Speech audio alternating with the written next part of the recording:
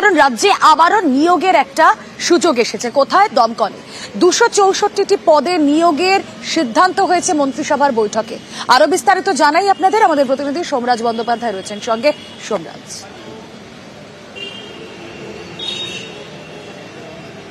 দেখো, আজকে রাজ্য মন্ত্রিসভার বৈঠক ছিল নবান্নে এবং সেই মন্ত্রিসভার বৈঠকে কয়েকটি গুরুত্বপূর্ণ দফতরে নিয়োগের সিদ্ধান্ত নেওয়া হয়েছে, যার মধ্যে অত্যন্ত গুরুত্বপূর্ণ রাজ্যের দমকল দফতরে নতুন করে আরও 264টি নতুন পদ তৈরি করার সিদ্ধান্ত নেওয়া হয়েছে। তুমি জানো যে রাজ্যের একাধিক জেলায় বিশেষভাবে কিছু কিছু অঞ্চলে আরও দমকল কেন্দ্র গড়ে উঠছে। রাজ্যে আরও নতুন করে 6টি দমকল কেন্দ্র গড়ে উঠবে। সেই 6টি দমকল কেন্দ্রের জন্য মূলত এই দমকল কর্মীদের নিয়োগ, তার সঙ্গে আরও যে দমকল কেন্দ্রগুলি বর্তমানে রয়েছে সেগুলিতেও নিয়োগ হবে।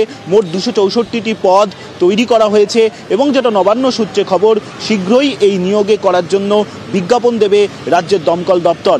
তুমি জানো, এর আগেও গত 2 মাস আগেও রাজ্যের দমকল দপ্তরে নিয়োগ হয়েছিল। ফের রাজ্যের দমকল দপ্তরে নিয়োগের সিদ্ধান্ত নিয়েছে আজকে রাজ্যের মন্ত্রিসভার বৈঠকে।